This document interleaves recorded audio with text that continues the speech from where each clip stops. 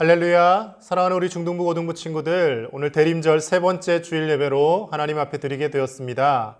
코로나19 소식으로 우리의 마음이 많이 무거울 텐데요. 그럼에도 불구하고 우리를 구원하기 위하여 이 땅에 오신 예수님, 그리고 이 땅 가운데 반드시 다시 오실 그 예수님을 간절히 사모하며 기다리는 마음으로 이 시간 우리 함께 예배했으면 좋겠습니다.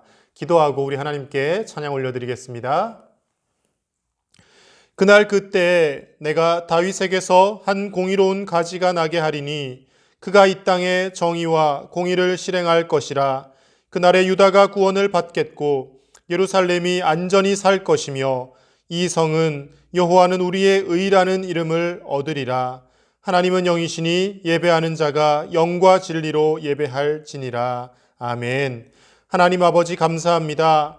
우리를 구원하기 위하여 하나밖에 없는 독생자 예수 그리스도를 이 땅 가운데 보내주시고 우리의 모든 죄를 씻으시고 우리에게 영원한 생명을 허락하여 주시니 감사를 드립니다.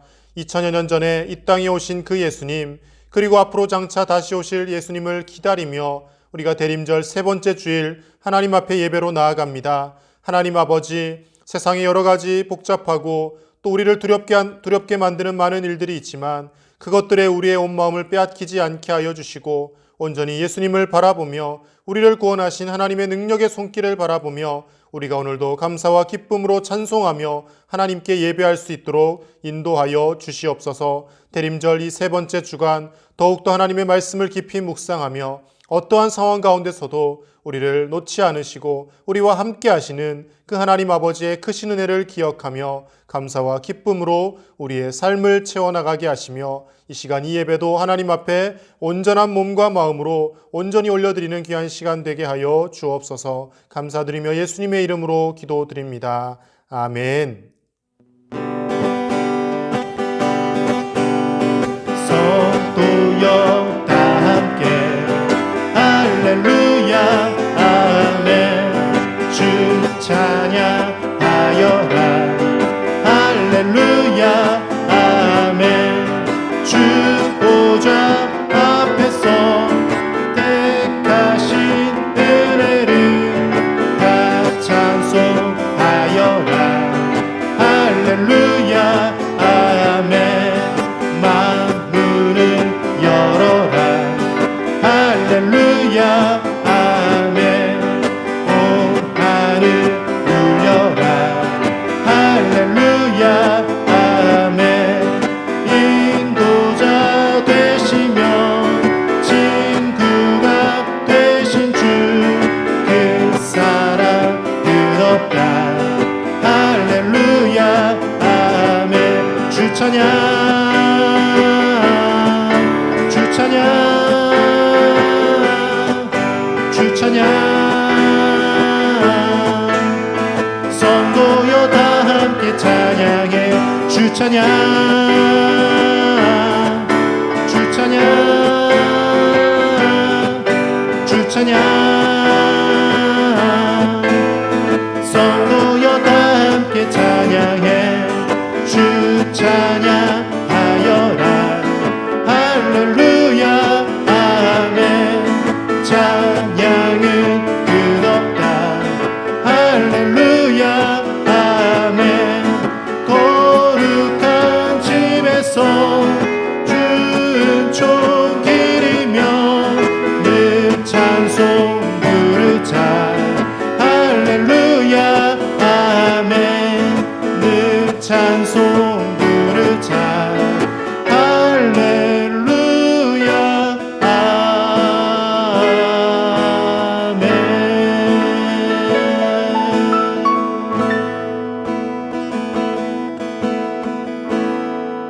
하늘의 문을 여소서 이곳을 주목하소서.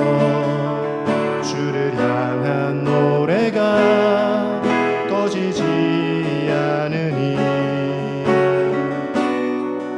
하늘을 열고 보소서.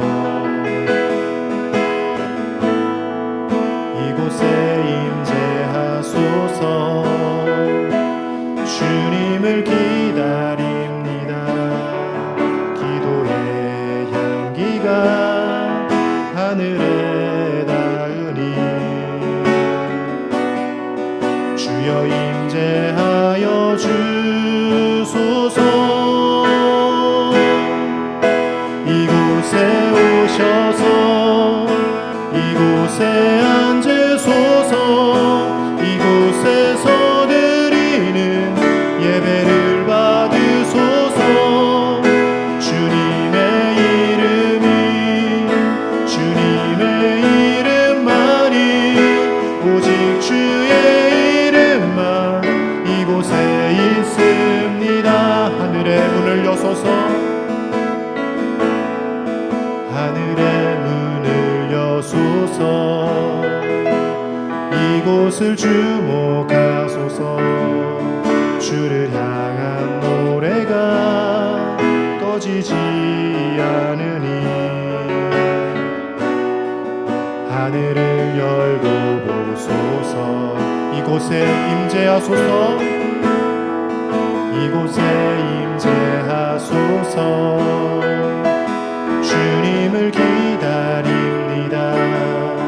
기도의 향기가 하늘에 닿으니 주여 임재하여 주소서. 이곳에 오셔서 이곳에 앉으소서.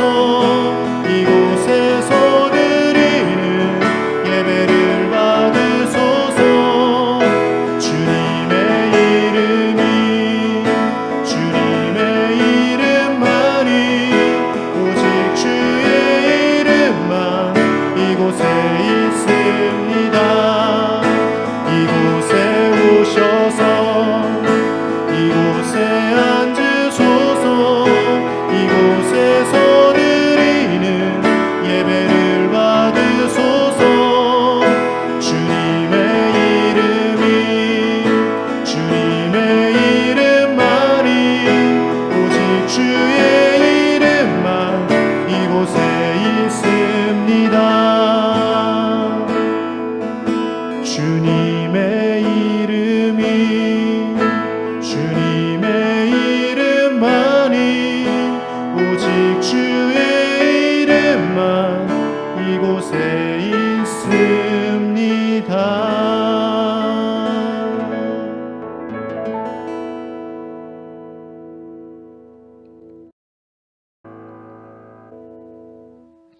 우리 다 함께 사도신경으로 하나님께 우리의 신앙 고백을 드리겠습니다.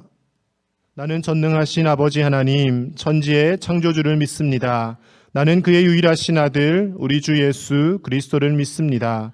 그는 성령으로 잉태되어 동정녀 마리아에게서 나시고 본디오 빌라도에게 고난을 받아 십자가에 못 박혀 죽으시고 장사된 지 사흘 만에 죽은 자 가운데서 다시 살아나셨으며 하늘에 오르시어 전능하신 아버지 하나님 우편에 앉아 계시다가 거기로부터 살아있는 자와 죽은 자를 심판하러 오십니다.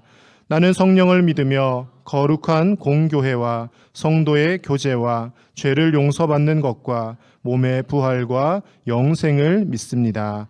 아멘. 예배를 위해 우리 함께 하나님 앞에 기도드리겠습니다. 하나님 아버지 감사합니다. 어려운 환경 속에서도 우리를 예배 자리로 불러주시고 현장에서나 또 각 가정에서나 어떠한 모습으로든 하나님을 예배할 수 있도록 하심에 감사를 드립니다. 하나님 아버지, 이 백성은 내가 나를 위하여 나를 찬송하게 하기 위하여 지었다라고 말씀하신 그 하나님의 말씀을 늘 잊지 않게 하여 주시고 어떤 어려움과 어떤 복잡한 상황 속에 있더라도 하나님을 늘 찬송하며 하나님을 예배하는 우리가 되게 하여 주시옵소서. 특별히 이 땅에 우리의 죄를 사하기 위하여 오신 예수님을 기다리는 마음으로 대림절 주간을 맞습니다. 하나님 아버지, 이 대림절 기간 동안만이라도 더욱더 우리 주 예수님을 생각하며 살게 하여 주시고 내가 죽어야 하는 그 자리에 예수님께서 십자가에서 처참하게 대신 죽어주셨음을 늘 기억하며 이 땅에 우리를 구원하기 위하여 오신 그 예수님을 찬송하며 그 예수님만 바라보며 예수님을 닮아가는 우리 중고등부 친구들의 삶이 되게 하여 주시옵소서.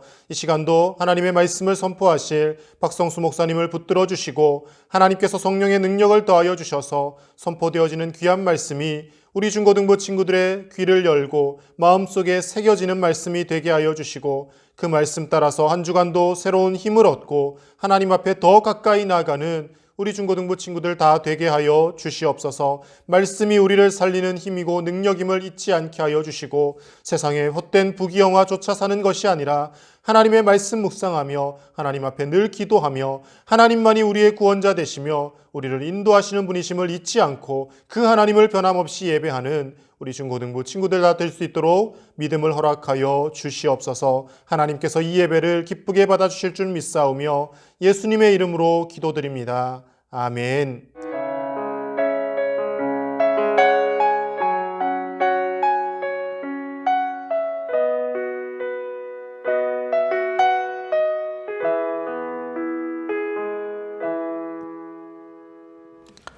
오늘 하나님께서 주신 말씀은 예레미야 31장 31절에서 33절 말씀입니다. 제가 봉독하겠습니다. 여호와의 말씀이니라. 보라, 날이 이르리니 내가 이스라엘 집과 유다 집에 새 언약을 맺으리라. 이 언약은 내가 그들의 조상들의 손을 잡고 애굽 땅에서 인도하여 내던 날에 맺은 것과 같이 아니할 것은 내가 그들의 남편이 되었어도 그들이 내 언약을 깨뜨렸음이라. 여호와의 말씀이니라. 그러나 그날 후에 내가 이스라엘 집과 맺을 언약은 이러하니 곧 내가 나의 법을 그들의 속에 두며 그들의 마음에 기록하여 나는 그들의 하나님이 되고 그들은 내 백성이 될 것이라. 여호와의 말씀이니라. 아멘. 사랑하는 중고등부 친구들, 연말이 되어 가네요. 못 본 지가 꽤 오래되었습니다. 그래도 코로나19가 확산되면서 많은 어려움 가운데 있지만 이렇게 영상으로나마 하나님의 말씀을 사모하고 또 예배를 사모하는 그 마음에 하나님께서 함께해 주실 줄 믿습니다. 또 다가오는 새해도 더 열심히 하나님의 말씀과 또 예배를 사모하는 우리 모두 되기를 간절히 소망하고 또 이 코로나19가 빨리 종식이 되어서 함께 만나서 예배하는 그날이 빨리 오기를 간절히 소망합니다. 오늘 함께 나눌 말씀 가운데 우리 관계에 대한 이야기를 좀 해보려고 해요. 우리가 어떤 관계를 맺을 때에 그 관계가 서로를 얼마만큼 붙잡고 있는가에 대한 것을 어떤 척도로 알 수 있을까 한번 생각해 봤어요. 여러분, 친구 사이가 아주 끈끈하다고 느껴질 수도 있지만 또 이런 이야기도 있어요. 오늘의 친구가 내일의 적이 될 수 있다. 반대로 오늘의 적이 내일의 친구가 될 수 있다. 이런 말들도 있잖아요. 친구 사이는 그렇게 강하게 붙잡혀 있지 않다라는 겁니다. 서로 분명히 믿음과 또 그 유대 관계가 분명하게 있지만 그럼에도 그것을 강하게 붙잡고 있는 것이 있지는 않아요. 왜냐하면 앞으로 얘기할 이것이 없기 때문입니다. 또 하나, 여러분, 학교에서 학생하고 선생님하고 사이랑 교회에서 학생하고 선생님 사이랑 어떤 관계가 더 이렇게 구속력이 있을까요? 어떤 차이가 있을까? 여러분, 교회 안 갈 때랑 학교 안 갈 때랑 어떨 때가 더 부담돼요? 내가 교회를 못 가는 상황이 되어서 몸이 아프거나 그럴 때 교회 선생님한테 오늘 저 아파서 못 갈 것 같아요 라고 이야기하는 거랑 학교 선생님한테 선생님 오늘 아파서 제가 학교를 못 갈 것 같아요 라고 이야기할 때 어떤 게 더 부담이 많이 가나요? 이 관계 사이에 어떤 구속력이 있고 둘 사이에 어떤 관계가 있는지 얼마나 강하게 붙잡혀 있는지에 대한 관계를 나타내는 것은 그 안에 어떤 종류의 약속이 담겨 있느냐에 달려 있습니다. 여러분, 친구 사이는 그렇게 약속하면서 만나지 않잖아요. 친해져 가면서 자연스럽게 암묵적으로 너와 나는 친구다. 서로의 이야기를 나누고 그 이야기가 함부로 다른 사람들한테 나가지 않고 이런 여러 가지 암묵적인 약속들은 있지만 아주 구체적인 약속들이 오가지는 않지요. 이런 거죠. 두 사람이 여러분들은 고등학생들은 할 수도 있겠네요. 남자친구, 여자친구가 있을 수 있잖아요. 그죠? 남자친구, 여자친구로 지낼 때랑 나중에 이제 성인이 돼서 이 남자친구와 여자친구가 이제 결혼을 한다. 똑같이 지낸다고 하더라도 엄청난 구속력의 차이가 있지요. 두 사람 사이에 친구 사이와 부부 사이는 엄청난 차이가 발생합니다. 친구 사이, 그냥 사랑하는 연인 사이였을 때는 서로를 붙잡고 있는 사회적인 구속력이 없어요. 두 사람 사이에 어떤 구속력은 있을 수 있지만 결국 마음 안 맞으면 헤어질 수 있는 것이죠. 여러분 이거 너무 잘 생각해야 돼요. 친구 사이든 연인 사이든 서로 마음이 안 맞으면 헤어질 수 있는 겁니다. 그거 가지고 분개할 필요가 없어요. 서로 마음이 안 맞아서 계속 같이 사는 것보다 서로 또 각자의 삶을 찾아가는 것도 중요합니다. 괜히 그것 때문에 격분하거나 분노하거나 할 필요는 없어요. 여러분들이 싫다, 밉다, 안 좋다라는 의미가 아니라 그냥 우리는 서로 안 맞는다 이런 의미잖아요. 자, 어쨌든 우리가 이런 개인적인 약속으로 이루어진 관계가 이 남자친구, 여자친구, 뭐 연인 사이의 관계이죠. 그런데 결혼하는 순간 두 사이에는 어떤 약속이 생기냐면 법적인 약속이 생기는 거예요. 그걸 계약이라고 합니다. 서로 계약 관계가 형성이 되는 겁니다. 그리고 서로에 대한 의무와 책임이 발생하게 되지요. 그래서 이것들을 제대로 하지 않을 때는 서로에게 계약을 제대로 이행하지 않는 데 대한 그 벌금을 물릴 수도 있게 되어 있습니다. 그래서 만약에 결혼한 이후로 우리가 마음이 안 맞는 것 같아 하고 서로 이렇게 결혼 관계를 정리를 하려고 해도 엄청난 과정들이 남아 있습니다. 왜냐하면 그만큼 깊은 구속력을 가지고 있기 때문이죠. 아주 강한 계약 관계다라는 겁니다. 학교 학생하고 선생님 사이도 마찬가지예요. 여러분 교회의 학생과 선생님 사이랑 학교의 선생님하고 학생 사이는 많이 다릅니다. 왜냐하면 일단 여러분은 의무교육이라는 법적인 의무 가운데 지금 학교를 다니고 있는 경우들이 있죠. 중학생은 의무교육이고 고등학생들도 마찬가지예요. 여러분들이 고등학교를 들어가는 순간 그 고등학교 안에서 모든 행해지는 교칙을 지켜야 될 의무, 그리고 그것들을 통해서 그 교육 과정을 제대로 밟아가야 되는 의무가 발생을 합니다. 그리고 반면에 선생님들은 그 학생들을 잘 가르쳐야 될 의무가 생겨나고 또 근로계약도 생겨나는 거죠. 마땅히 해야 될 것이 무엇인지에 대한 법적인 구속력이 생기는 겁니다. 그래서 선생님들은 여러분들을 평가할 수 있는 권리가 생기는 거죠. 그리고 여러분들은 선생님들께 좋은 가르침을 받아야 되는 권리가 생기는 겁니다. 이런 계약 관계에 있기 때문에 학교 선생님이 조금 더 부담스러운 거예요. 교회 선생님하고는 그런 계약 관계가 생기지는 않잖아요. 그렇죠? 자, 그러면 하나님하고 우리 사이의 관계는 어떤 정도의 관계였을까? 한번 말씀을 보도록 하겠습니다. 좀 더 성경 속으로 들어가서 하나님과 이스라엘 민족 사이의 관계가 어떤 관계였는지 한번 살펴보려고 해요. 이 관계는 언제 아주 구체적으로 형성이 됐냐면 출애굽기 속에서 우리는 살펴볼 수 있습니다. 출애굽기에서 이렇게 말씀하고 계세요. 출애굽기 24장 7절 8절 언약서를 가져다가 백성에게 낭독하여 듣게 하니 그들이 이르되 여호와의 모든 말씀을 우리가 준행하리이다. 모세가 그 피를 가지고 백성에게 뿌리며 이르되 이는 여호와께서 이 모든 말씀에 대하여 너희와 세우신 언약의 피니라. 아멘. 이렇게 언약 관계를 맺게 됩니다. 이 언약이라고 하면 좀 헷갈릴 수 있는데 계약이다라고 생각하시면 됩니다. 옛 시절에는 아주 중요한 계약, 그러니까 자기의 삶을 걸고 해야 되는 계약들이 있을 때 이렇게 피를 가지고 계약을 했었어요. 그것은 동서고금을 막론하고, 고금은 아니죠. 요즘은 아니니까. 동서양을 막론하고 과거에 있었던 그런 그 계약의 그 모습입니다. 의식이죠. 그래서 여러분 뭐 삼국지에 보면 도원결이다 해가지고 유비관우 장비가 이렇게 의형제 맺을 때도 그 가운데 피가 담겨 있습니다. 계약을 맺을 때 이 피라는 것은 자기의 삶을 걸고 이 계약을, 이 약속을 지키겠다라는 의미이죠. 이 계약식을 하나님과 이스라엘 민족이 치르게 됩니다. 그래서 하나님은 하나님이시기 때문에 자기 스스로 하신 말씀에 대한 책임과 의무를 지시는 거죠. 하나님이 스스로 이 계약과 이 책임에 스스로를 묶으시겠다라고 약속을 하신 겁니다. 그리고 백성들은, 이스라엘 백성들은, 그리고 우리는 우리의 피로, 우리의 삶으로, 우리의 생명으로 그것들을 지켜나가겠다라고 약속을 한 것이죠.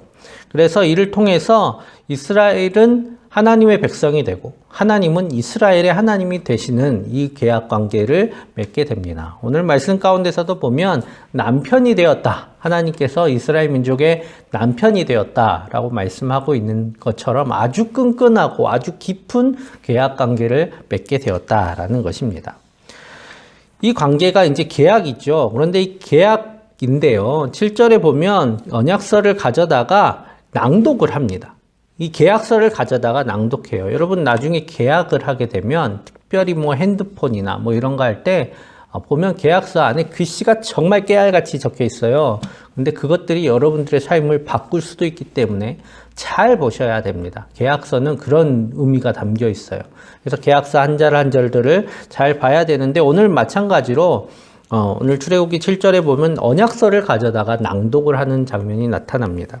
말 그대로 이게 계약서고 그 계약 내용들이 무엇이었냐면 바로 율법이었어요. 율법을 지킴을 통해서 이 계약이 유지가 되는 겁니다. 하나님의 백성으로 또 이스라엘의 하나님으로서의 계약 관계가 유지되는 것은 이 언약서에 적혀 있는 율법의 말씀들을 지킬 때에 그것들이 효력을 발휘하는 것이죠. 그래서 백성들은 율법을 지킴으로써 우리가 하나님의 백성입니다 라는 것을 드러내야 되고 하나님께서는 그런 이스라엘 백성들을 지키시고 유지하시고 번성케 하시는 의무를 지게 되시는 겁니다. 이게 바로 이스라엘과 하나님과 이스라엘 관계에 맺어진 그 계약의 내용이었습니다. 근데 잘 생각해 볼게요. 우리는 이스라엘이 아니잖아요. 그렇죠? 여러분 우리는 한국인입니다. 유대인도 아니고 한국인이에요. 그러면 우리는 그럼 상관없는 거 아닌가? 자, 왜 우리가 이스라엘 민족의 성경을 가지고 와서 이스라엘의 하나님을 향해서 예배하고 있는가? 왜 우리가 예수님을 믿어야 하는가에 대한 그런 중요한 내용들이 오늘 나누어질 것 같아요. 자, 여러분 땅 따먹기 해보셨나요? 땅 따먹기? 요즘 잘 안 하는 것 같은데 옛날에 목사님도 어렸을 때 땅 따먹기 했는데 그 투포한 던지는 그 조그마한 원으로 이렇게 쇠심을 박아놓은 데가 있었어요. 그래서 거기가 딱 땅 따먹기 하기 좋은 땅이라서 거기 모여가지고 친구들이랑 땅 따먹기를 했는데 제일 먼저 하는 일이 뭐죠? 땅 따먹기 할 때 제일 먼저 하는 일은 자기 땅을 만드는 일입니다. 이렇게 한 뼘 이렇게 해가지고 이렇게 그어가지고 자기 땅에 선을 긋지요. 이게 제일 중요해요. 왜냐하면 여기서부터 땅을 넓혀가는 겁니다. 이렇게 3번 튕겨가지고 땅을 넓혀가는데 이 경계가 생기면서 나의 땅과 다른 땅이 구분이 되는 것이죠. 하나님과 이스라엘 백성의 이 언약 이전에는 이 땅이 어떤 땅이었냐면 말 그대로 죽음과 어둠만이 가득했던 땅이에요. 이 땅에는 하나님께서 일하시는 아직 일을 하시기 전 아주 미미하게 하나님께서 하실 계획들만 이어져 왔을 뿐이지 하나님의 백성, 하나님의 경계, 하나님의 나라의 경계가 아직은 그어져 있지 않았던 때입니다. 그런데 오늘 하나님과 이스라엘이 계약을 맺음을 통해서 경계가 생겨나게 된 것이죠. 그래서 하나님의 백성, 이 안에는 하나님께서 주시는 생명 그리고 약속이 담겨 있게 됩니다. 이것으로 인해서 세상 가운데 하나님의 생명과 하나님의 나라와 하나님의 뜻이 이루어지는 경계가 공간이 생겨나게 된 것이죠. 그래서 하나님께서는 이스라엘을 택하심으로써 이스라엘 민족만 구원해야지가 아니라 이 땅 가운데 첫 한 뼘 하나님의 나라를 시작할 그 한 뼘의 땅을 만들어 내신 것입니다.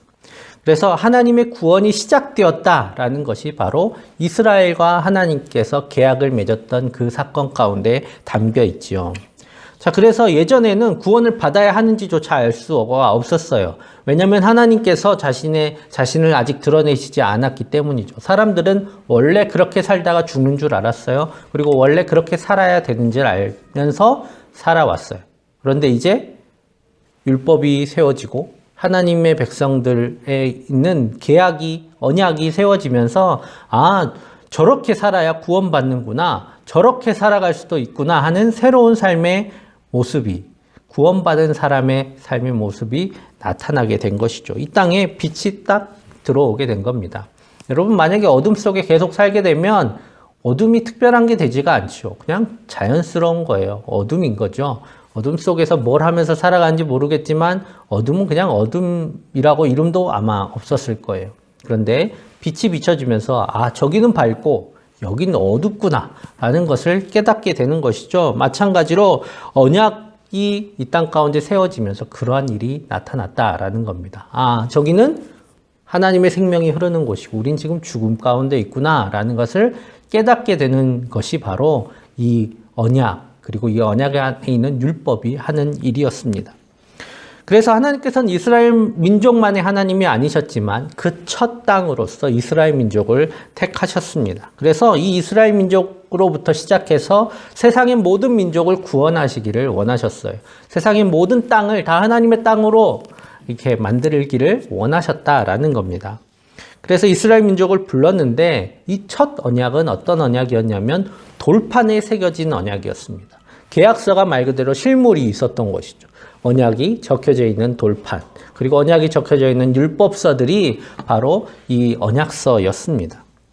그런데 쉽게 말하면 이 종이에 적힌 계약서였던 거죠. 그런데 이것을 보고 누가 해석을 할까요? 이것을 봐야겠다 생각하는 사람도 인간이지만 그 인간은 여전히 죄인인 인간이었습니다. 그리고 이것을 해석하는 것도 죄인인 인간이었고 이 말씀대로 살아가야 될 의지를 지키는 것도 의지를 만들어내야 되는 것도 인간이었습니다. 여러분, 인간은 약해요. 그리고 수백 년, 수천 년을 그 의지를 가지고 갈 수는 없는 일이었습니다. 그래서 안타깝게도 죄인인 인간, 그리고 그 죄인이었던 인간들의 모임인 이스라엘 백성들은 여전히 그 언약을 지키지 못하게 됩니다. 그 언약을 지키지 못함으로 인해서 이제 이스라엘 민족도 큰 멸망 가운데 심판을 앞두고 있게 되었습니다. 그것이 바로 예레미야의 시대였습니다. 그런데 하나님께서 그 뜻을 멈추지 않으셨어요. 아, 이스라엘 민족이 이제 언약을 못 지키는구나. 아, 이제 끝났다라고 하지 않으시고 이스라엘 민족을 향한, 그리고 하나님의 뜻을 향한 하나님의 계획을 멈추지 않으셨다라는 겁니다. 그래서 오늘 놀라운 예언을 우리 가운데 주고 계세요. 오늘 31절 말씀 제가 읽겠습니다. 여호와의 말씀이니라. 보라, 날이 이르리니 내가 이스라엘 집과 유다 집에 새 언약을 맺으리라. 아멘. 이제 다시 날이 이를 텐데 그날에는 내가 이 이스라엘 집과 유다 집에, 이스라엘 민족 가운데 새로운 언약을 주겠다. 새로운 언약을 맺겠다라고 말씀하십니다. 새 언약을 맺으세요. 그런데 어떤 언약일까? 예전이랑 뭐 비슷한 언약이면 굳이 두 번 할 필요가 없잖아요. 그런데 어떤 언약일까? 32절에 이렇게 말씀하세요. 이 언약은 내가 그들의 조상들의 손을 잡고 애굽 땅에서 인도하여 내던 날에 맺은 것과 같지 아니할 것은 내가 그들의 남편이 되었어도 그들이 내 언약을 깨뜨렸음이라. 여호와의 말씀이니라. 이제 이 언약은 더 이상 돌에 적히는 그런 언약이 아닐 것이다 라는 말씀이죠. 종이에 적히는 언약이 아니에요. 왜냐하면 이미 그건 한번 실패했습니다.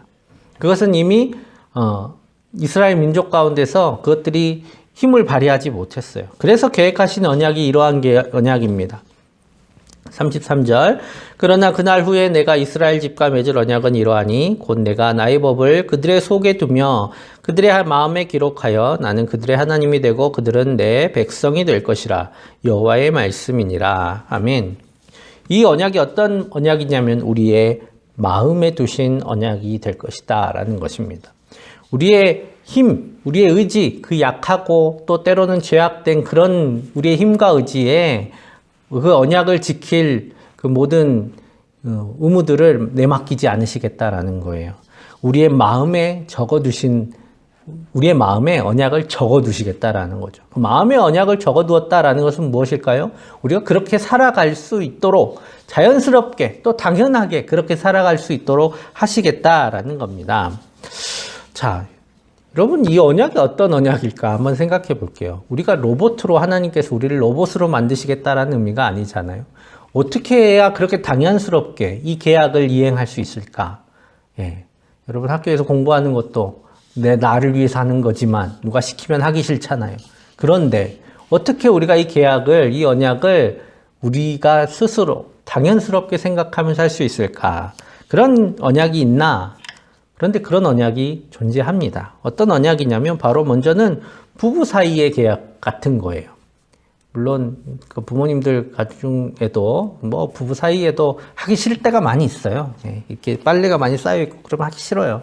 해야 되는데 서로 눈치 보고 있죠. 설거지가 쌓여 있으면 저 누가 하나 네가 좀 해줬으면 좋겠다. 뭐 이런 마음들이 없을 수가 없겠죠. 하지만 한참 뜨거울 때는 서로 어떻게 해요?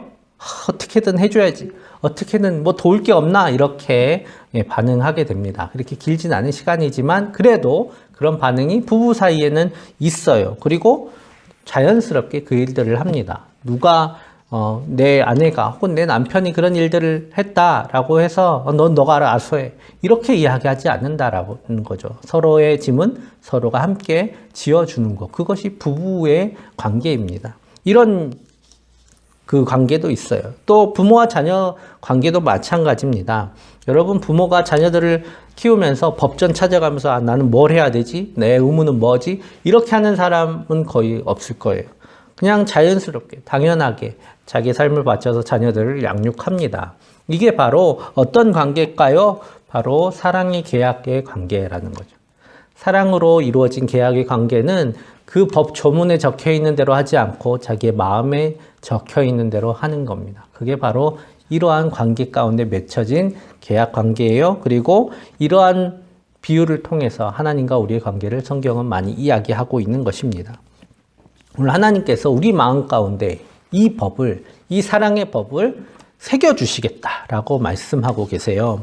더 이상 의무로 하는 것이 아니라 하나님을 사랑하는 것, 이웃을 사랑하는 것을 의무로, 내가 이렇게 해야 되는데 어떻게 해야 되지? 찾아보는 것이 아니라 우리의 마음 가운데서 우러나서 마땅히 해야 될 것들로 생각하고 마땅히 나의 자연스러운 삶의 모습이라고 생각하고 반응하도록 하는 그 법을 우리의 마음 가운데 주시겠다라고 약속하고 계십니다.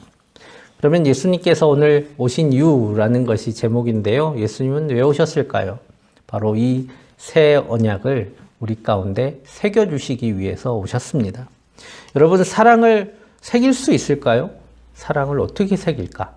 너는 나를 사랑해라 라고 로봇처럼 프로그래밍 할 수 있는 것도 아닌데 어떻게 우리는 우리 심령에 예수님은 사랑을 새기실 수 있으실까라는 거 한번 생각해 보셨나요?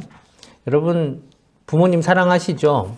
특별한 경우가 아니면 부모님을 다 사랑하실 거예요. 부모님을 여러분 왜 사랑하게 되셨어요? 태어나 보니까 자연스럽게 사랑하게 돼서 사랑하셨나요? 아니죠. 우리가 부모님을 사랑하는 것은 먼저 우리가 부모님의 사랑을 받았기 때문입니다. 사랑을 적을 수 있는 유일한 방법은 사랑을 받는 것이에요. 사랑을 함으로써 우리는 그 사랑을 누군가의 마음 가운데 새겨낼 수가 있습니다. 오늘 하나님께서 어떻게 우리 가운데 그 사랑을 새기셨을까요? 바로 하나님께서 우리에게 사랑을 주셨기 때문에 우리는 우리 심령 가운데 사랑을 새길 수가 있었습니다. 사랑은 사랑받음으로 새겨지는 것입니다. 예수님께서 이 사랑을 우리에게 새겨주시기 위해서 우리의 그 언약을, 사랑의 언약을 새겨주시기 위해서 이 땅 가운데 오셨습니다. 그리고 세상에 본 적도 들은 적도 없는 하나님 자신이 이 땅 가운데서 자기의 피조물을 위해서 십자가를 져 죽기까지 하신 그 놀라운 사랑의 희생을 우리 가운데 보여주시고 그 사랑을 우리에게 주셨습니다. 그 사랑이 지금 우리 심령 가운데 이렇게 새겨져 있습니다. 그래서 그 사랑으로 인해서 우리는 지금 하나님을 사랑하는 것이 의무가 아니라 우리의 자연스러운 반응으로 일어나는 것이죠. 가끔 안타까운 사고로 뇌사에 이른 분들에 대한 아주 훈훈하다고 하긴 뭐하지만 그래도 그런 마음 따뜻한 이야기들을 보게 됩니다. 자기의 건강한 장기들을 그 장기들이 연약한 이들을 위해서 내어주고 소천하신 많은 분들의 이야기들을 우리는 보게 됩니다. 그분들은 죽었지만 이제 그분들의 장기는 누군가의 생명 안에서 장기로 계속 그 생명을 일으키고 또 살아갈 수 있도록 돕는 장기로 남아있게 됩니다. 이 누군가의 몸속에 계속해서 살아있는 것이죠. 그리고 누군가가 그분이 행한 사랑의 증거로서 지울 수 없도록 새겨져 있습니다. 여러분, 우리 안에 우리가 받은 사랑, 우리가 하나님 앞에 받은 사랑, 우리가 예수님을 통해 받은 사랑이 바로 이러한 사랑입니다. 여러분, 지난주에 세례와 입교를 한 친구들이 있습니다. 너무너무 축하드려요. 너무너무 축하드리고 또 여러분들이 앞으로 일평생 잊지 않고 세례를 받은 사람으로서의 삶을 살기를 간절히 축복합니다. 그런데 안타깝게도 코로나19 때문에 하지 못했던 예식 하나가 더 있었어요. 원래 세례를 받자마자 세례와 입교를 한 사람들은 성찬을 그 자리에서 행했습니다. 우리 교회는 행했었는데요. 이것을 지금 코로나19 때문에 못했어요. 너무 안타까워요. 교회의 예배 핵심이 뭐가 있냐면 성찬입니다. 성찬은 뭐냐면 예수님의 몸과 피를 우리가 먹고 마시는 것이죠. 그래서 빵과 포도주를 먹고 마시면서 예수님의 몸과 피로 그것을 받습니다. 그것이 무슨 의미일까? 그게 왜 예배 그렇게 중간에 가장 중요한 위치를 차지하고 있을까? 바로 그것을 통해서 예수님의 사랑이 지금 우리 가운데 흐르고 있다라는 것을 기억하는 일입니다. 우리의 살은 예수님의 사랑으로 이루어진 것이고 우리의 피도 예수님의 사랑으로 이루어진 것임을 기억하는 일이 바로 이 성찬에 있습니다. 그래서 우리는 지금 예수님의 새겨주신 그 사랑의 언약 가운데 살아가고 있음을 깨닫는 시간이 바로 이 성찬의 시간이고 우리가 하나님 앞에 예배하는 시간입니다. 여러분이 예수님을 믿는다라는 것은 그 사랑이 지금 우리의 살과 피 속에 새겨져 있음을 믿는 것입니다. 그리고 그 사랑이 이끄는 대로 살아가겠습니다. 내 가운데 새겨져 있는 이 사랑이 이끄는 대로 살아가겠습니다. 하나님을 사랑하며 이웃을 사랑하는 그 사랑대로 살아가겠습니다. 라는 것을 다짐하는 일입니다. 오늘 이 새 언약을 주시기 위해서 예수님께서 이 땅에 오셨습니다. 이 성탄절을 맞이하면서 우리가 예수님께서 오신 날, 쉬는 날, 이런 걸로, 커플 천국, 솔로 지옥, 이런 거 아니라, 바로 예수님께서 이 땅 가운데 오셔서 하나님의 귀한 언약을 우리 심령 가운데 세워주시기 위해 가장 약하고 또 가장 위험한 모습으로 이 땅 가운데 태어나셨음을 기억하는 날입니다. 여러분, 우리 안에 이 예수님의 사랑이 새겨져 있습니다. 그리고 우리는 예배를 통해서 이것을 계속 기억해내는 일을 하고 있습니다. 그래서 그 사랑으로 하나님을 사랑하고 또 이웃을 사랑하는 그 삶을 살아가는 사람, 바로 우리가 하나님의 자녀라는 것을 기억하는 이 시간이 되기를 간절히 축복합니다. 그 예수님이 이 땅에 오셨던 날을 기억하면서 우리 그날을 기뻐하고 또 행복하게 지냈으면 좋겠어요. 그리고 이 한 주도 그 성탄절을 기다리면서 하나님의 자녀로서 부끄러움 없이 살아가는 이 한 주가 되기를 간절히 축복합니다. 함께 기도하겠습니다. 사랑의 아버지 하나님 감사합니다. 하나님께서 우리를 사랑하셔서 불러주시고 하나님의 자녀로 삼아주시니 감사합니다. 이제 주님께서 오신 날 그 성탄절을 기다리며 주님께서 우리에게 새겨주신 그 사랑의 언약을 다시 한번 기억합니다. 주님께서 우리 가운데 주신 그 사랑대로 살아가게 하여 주시고 그 언약대로 다시 살아가며 하나님의 자녀로서의 삶을 나타내는 우리 모두 되게 하여 주시옵소서. 코로나19로 어려운 가운데 있사오니 주님 함께 하여 주시고 어려움 중에도 주님을 향한 믿음 잃지 않는 우리 모두 되게 하여 주시옵소서. 감사드리며 예수님의 이름으로 기도드립니다. 아멘.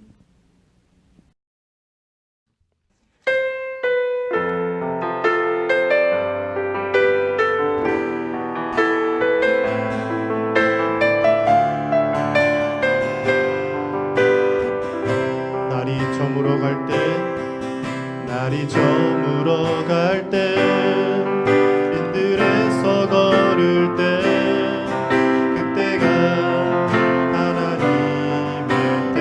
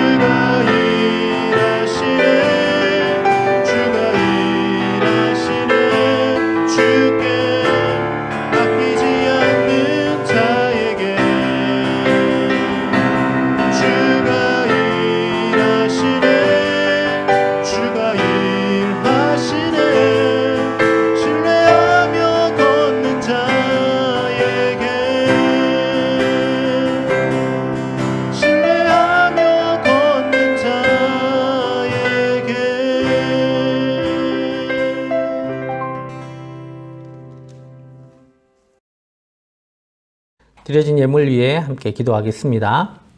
사랑의 아버지 하나님 감사합니다.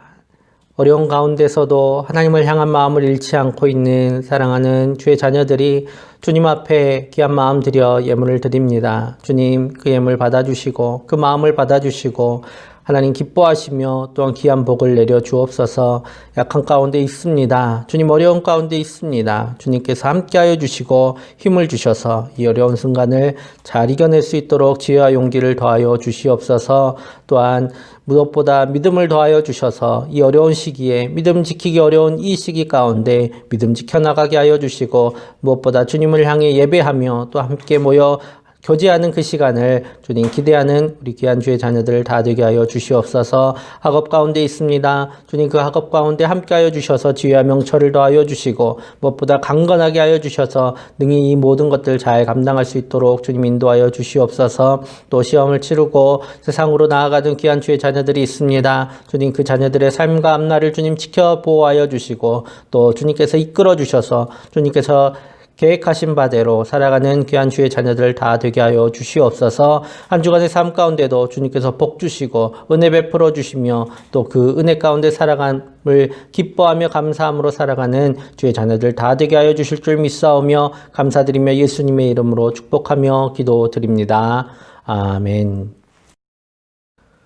우리 주 예수 그리스도의 은혜와 하나님의 사랑과 성령의 교통하심이 이제 그 마음 가운데 사랑의 언약을 새기고 주님의 자녀로 살아가기로 결단하는 사랑하는 중고등부 모든 친구들과 함께 예배하는 모든 예배자들의 삶과 학업과 가정과 모든 삶의 자리 위에 그들의 모든 미래와 비전들 위에 이제로부터 영원토록 언제나 함께 하시기를 간절히 축원하옵나이다. 아멘.